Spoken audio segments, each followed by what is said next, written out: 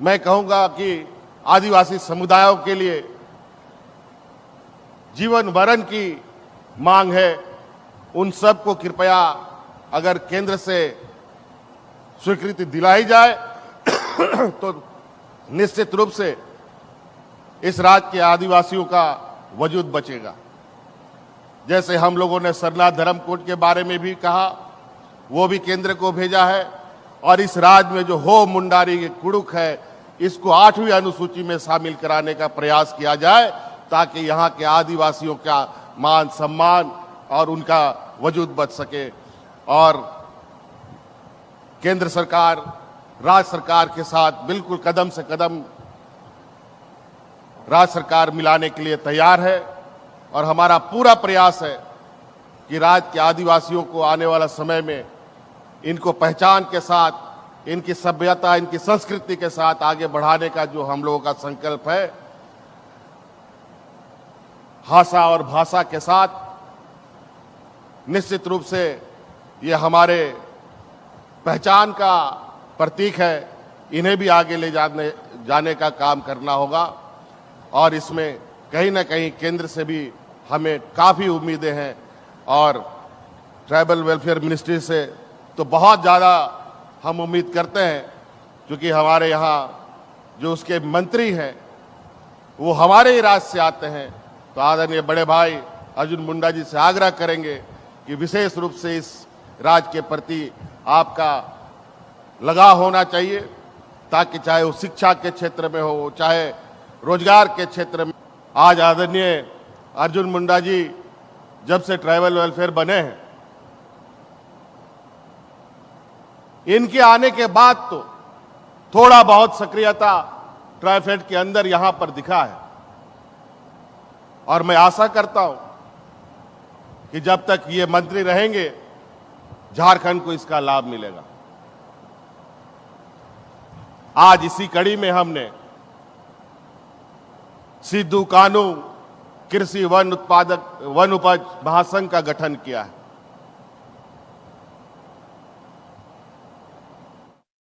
बड़ी तेजी से, और इतना अच्छा इसका आज के दिन में मांग बढ़ा है कि उसके अनुपात में आज उत्पादन उससे कहीं ना कहीं बहुत कम है। हमें इसे बढ़ाने की आवश्यकता है।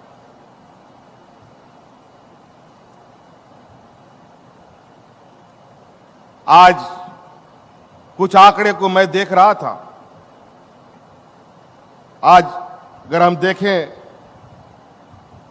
इस राज्य में 14,000 से अधिक गांव ऐसा है जो वन उपज से सीधे तौर पर जुड़ा हुआ है। 14,000 से अधिक गांव है जहां कई वन उपज जैसे लाह, तसर, चिरौंदी, इमली, शहद, साल बीज, करंज, बेहड़ा जैसा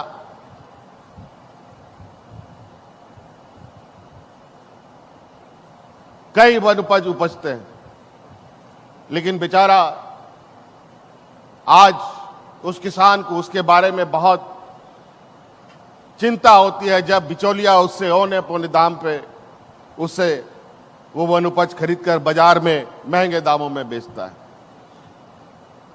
जहां तक हम एमएसपी की बात करें, ये भी आज के दिन में थोड़ा चिंता का विषय है। लाह का एमएसपी आज के दिन में 240 से 280 रुपया है, लेकिन बाजार में बिकता कितना है? 1100 रुपया में, 1200 रुपया में। अगर हम करंज का नाम ले तो 35-38 रुपया एमएसपी है, और 22 रुपया है, 21-22 रुपया है, और बाजार में 38-40 रुपया में बिकता है। अगर हम शहद को ले, हम लोग का शहद 200, 210-20 रुपया में खरीद बिक्री होता है, और बाजार में 450-500 रुपया में लोग बेचता है।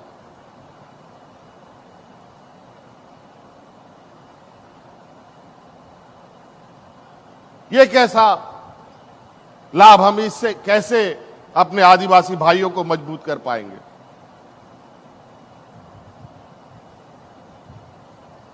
इसीलिए हम लोगों ने अब ये निर्णय लिया है, सिद्धू कानू फेडरेशन का भी गठन किया है, जिसके माध्यम से इन सभी वन उपजों का जो महिला समूह संग्रहण कर रही है उनको इस फेडरेशन के माध्यम से एकत्रित किया जाएगा और बाजार मूल्य के बराबर हम उन समूहों को मूल्य उपलब्ध कराया जाएगा। आज कई चुनौतियों के साथ इस बाजार को आगे बढ़ाने की जरूरत है। आज कोई भी वन उपज से जुड़ा प्रोसेसिंग यूनिट आज के राज्य स्तरीय में बड़े पैमाने पे जो होने की आवश्यकता है वो भी अभी कम है। आज छोटा छोटा मशीन आने लगा।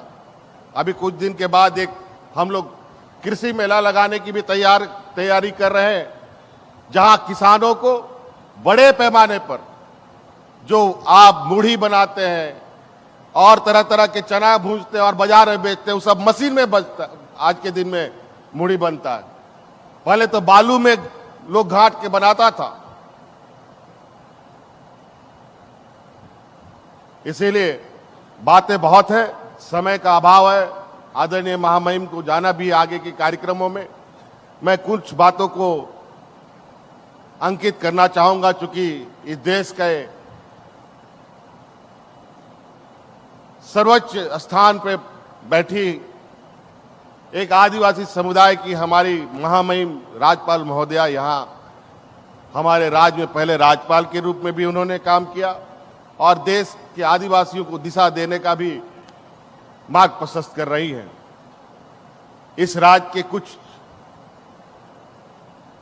बहुत ही मैं कहूंगा कि आदिवासी समुदायों के लिए जीवन मरण की मांग है। उन सबको कृपया अगर केंद्र से स्वीकृति दिलाई जाए तो निश्चित रूप से इस राज्य के आदिवासियों का वजूद बचेगा। जैसे हम लोगों ने सरनाथ धर्मकोट के बारे में भी कहा, वो भी केंद्र को भेजा है। और इस राज्य में जो हो मुंडारी कुड़ुक है, इसको 8वीं अनुसूची में शामिल कराने का प्रयास किया जाए, ताकि यहाँ के आदिवासियों का मान सम्मान और उनका वजूद बच सके। और केंद्र सरकार राज्य सरकार के साथ बिल्कुल कदम से कदम राज्य सरकार मिलाने के लिए तैयार है और हमारा पूरा प्रयास है कि राज्य के आदिवासियों को आने वाला समय में इनको पहचान के साथ, इनकी सभ्यता, इनकी संस्कृति के साथ आगे बढ़ाने का जो हम लोगों का संकल्प है, भाषा और भाषा के साथ निश्चित रूप से ये हमारे पहचान का प्रतीक है। इन्हें भी आगे ले जाने का काम करना होगा और इसमें कहीं ना कहीं केंद्र से भी हमें काफ़ी उम्मीदें हैं और ट्राइबल वेलफेयर मिनिस्ट्री से तो बहुत ज़्यादा हम उम्मीद करते हैं, क्योंकि हमारे यहाँ जो उसके मंत्री हैं वो हमारे ही राज्य से आते हैं। तो आदरणीय बड़े भाई अर्जुन मुंडा जी से आग्रह करेंगे कि विशेष रूप से इस राज्य के प्रति आपका लगाव होना चाहिए, ताकि चाहे वो शिक्षा के क्षेत्र में हो, चाहे रोजगार के क्षेत्र में हो, यहाँ के आदिवासियों को बड़े पैमाने पे मौका मिल सके। इन्हीं बातों के साथ बहुत बहुत धन्यवाद। सबको जोहार।